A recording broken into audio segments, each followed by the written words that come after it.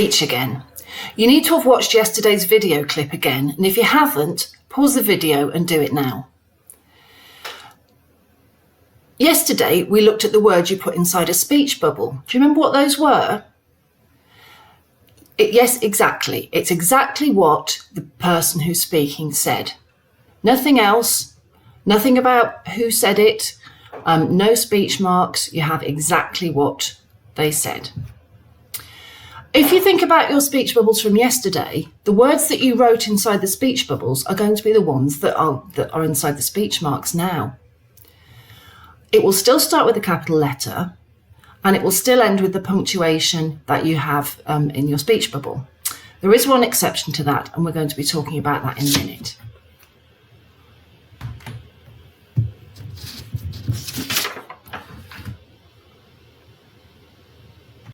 This part of the video is going to tell you how to use speech punctuation accurately. We've already done this in lessons, but we're going to go through it again just so that you know what you're doing.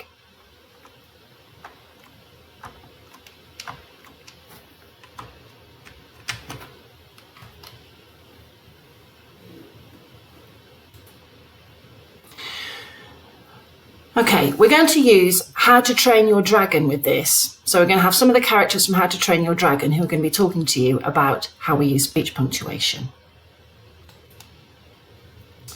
Do you have speech marks at the start and end of the words which are being spoken? Yes, said Hiccup. So you'll notice there that in red, we've got the speech marks that show exactly what Hiccup said. We don't have anything about Hiccup. So that tells you exactly the words that Hiccup said. Do you have a capital letter at the start of speech? Yes, said Fishlegs.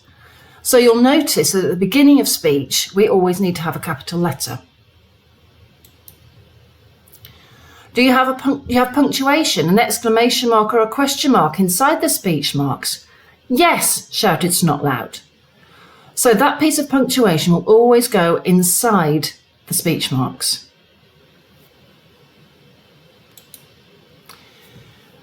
Have you started a new line every time somebody new starts speaking? I have, shouted Snotlout. Me too, replied Fishlegs. So remember, new line for a new speaker every time. I know it's easy to forget, but we need to have a new line for a new speaker.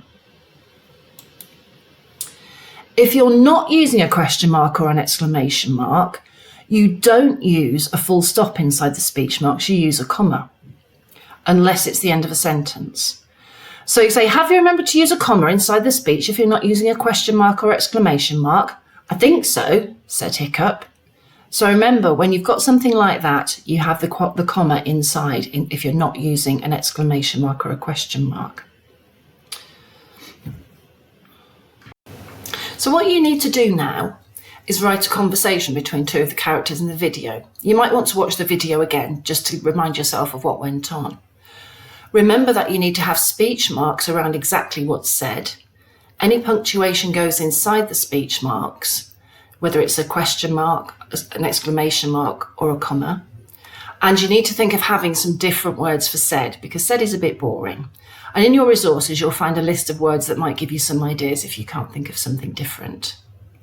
So you're going to write this conversation between two of them, and you're going to use a new line every time somebody new talks. Remember, you can put the speech word in front. So instead of saying, I think I'm going to be sick, shouted Harry, you could say, Harry shouted, I think I'm going to be sick. In which case you'd have the comma outside the speech marks. It's a bit confusing sometimes, but just try your best. Well, have fun, and I look forward to seeing what you've done.